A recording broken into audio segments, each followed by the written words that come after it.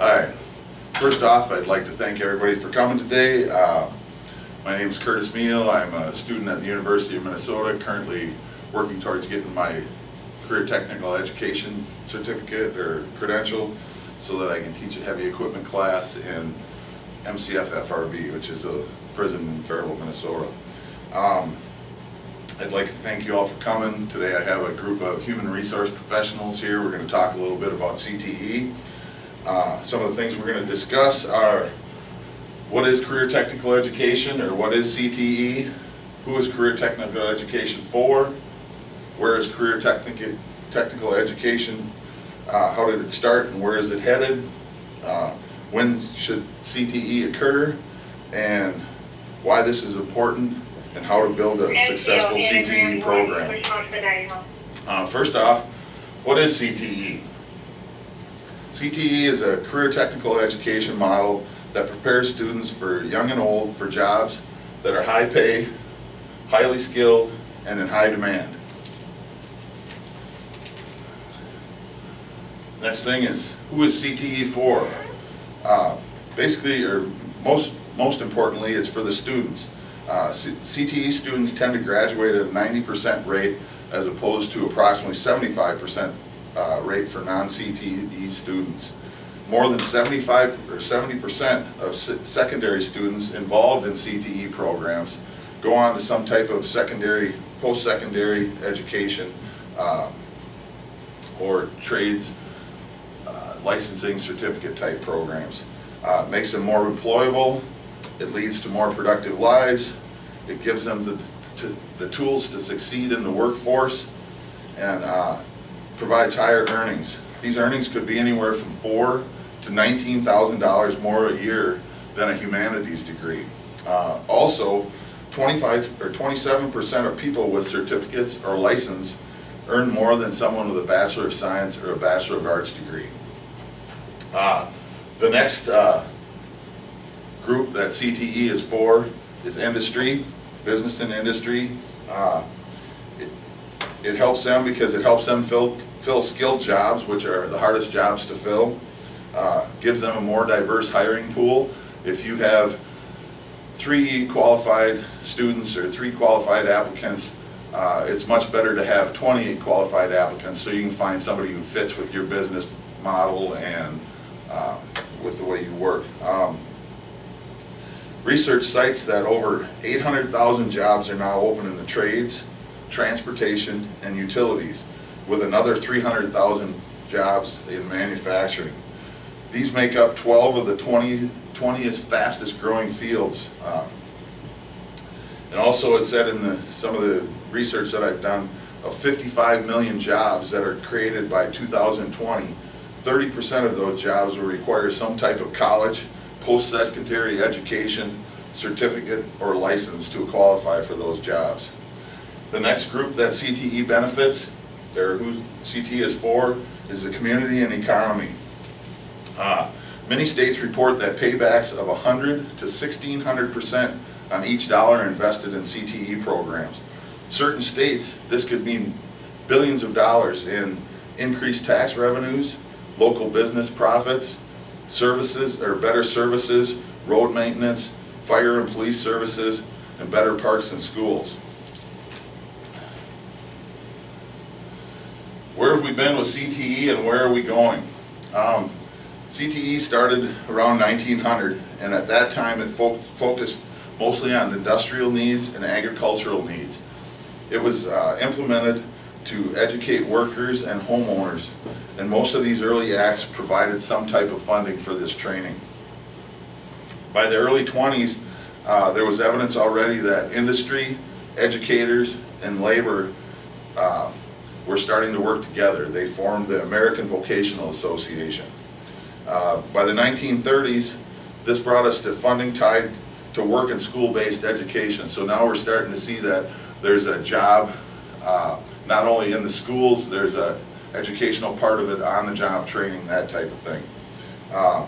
Not much happened between 1936 and 1956, and I can attribute this mostly, I believe, to because of the war at that time, when a lot of things are going on in politics and stuff, education sometimes takes a back seat, and so during this time there wasn't much happening as far as acts to provide funding and training for CTE programs. 1958, an act was enacted to focus funding on mathematics. There was a shortage of mathematicians in the United States, and we were falling behind some of the other countries, so they wanted to provide funding to get us caught up with the rest of the world. Everything up to this point tended to be reactive as opposed to proactive. They saw there was a shortage of workers in this industry, so then they provided funding for that to increase that. In the 60s and 70s, this started to kind of change to being proactive. There was a number of different acts that were enacted during this time, and every 3 years they'd be amended. They'd amend the current acts addressing issues such as people with disabilities, funding tied to certain age groups, funding tied to training for long-term unemployed people, and sexual discrimination. If you think of the 70s, you know, that was a big civil rights area, and there was a lot of stuff going on. In 1976, there was also additional acts tied to expanding services with people with disabilities. In the 1990s, that was when the first Carl D. Perkins Act was enacted. The Carl D. Perkins Act calls for accountability by the schools. It set rules by the state. The state had to come up with its own set of guidelines to provide funding for schools and different programs.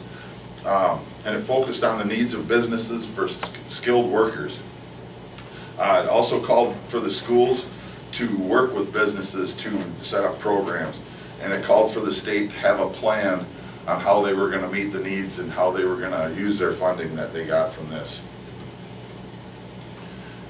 Minnesota developed the Minnesota Career Fields and Clusters and Pathways. This was a tool used to provide teachers with guidelines, so there is a certain set of core skills that they wanted everybody to know, and then depending on what field or cluster or career field the student wanted to go into, they could pick one of 6 different career fields. There was also a set guidelines of classes that they had to do there that would provide seamless transitions into one of the pathways into the actual job that they were training for. When should CTE occur? This is kind of a different question. When do you start training students to work in the industry? K7 might be a little early. I know when I was in junior high school, I had my first industrial arts class in 7th grade, and to me that was what I considered my start into the career technical education. Secondary school, by this time we should definitely be incorporating some of these skills, and especially the soft skills, reliability, making it to work on time, understanding of what truth and integrity and honesty is, all good skills to have in anything you go into. By the post-secondary, we should definitely be working towards providing a seamless transition into, or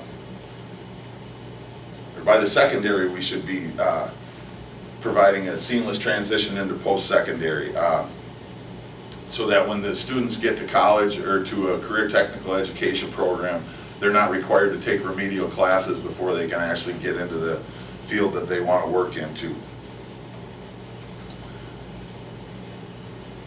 Why is CTE important?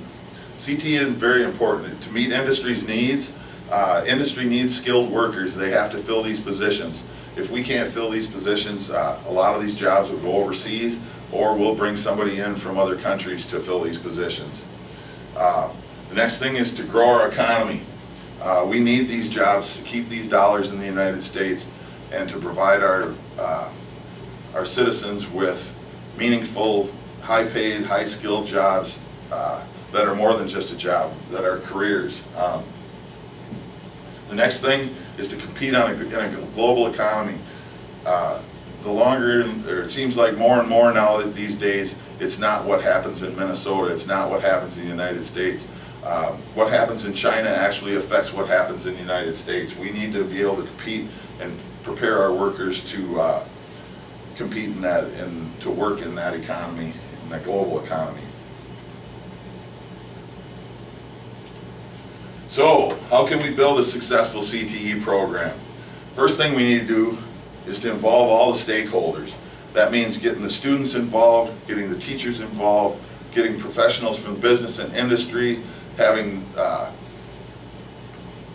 community involved, the parents involved. The more people we can have involved, we know will help to make sure that we're meeting our goals and finding these students, that are preparing these students to compete and to be successful. Next thing is to meet the needs of special populations. More and more now, people with disabilities, people that are underemployed, people of color, we need to educate these people so that they can succeed in today's business world. The next thing is we need to provide for seamless transitions from secondary to post-secondary to college. This will help the students when they transfer from one school to another to make sure that they're at the level that they need to be to complete the work and to be successful in school. And the last thing is we need to hire highly skilled instructors in each of these fields. It's very important to have people that are teaching the classes that are knowledgeable in their field and know where that field is going so that they can see what needs to be taught to the students so that when they get out in the workforce they can be highly employable and make a good living. Thank you. I want to thank you all for coming today. Have a nice day and take care.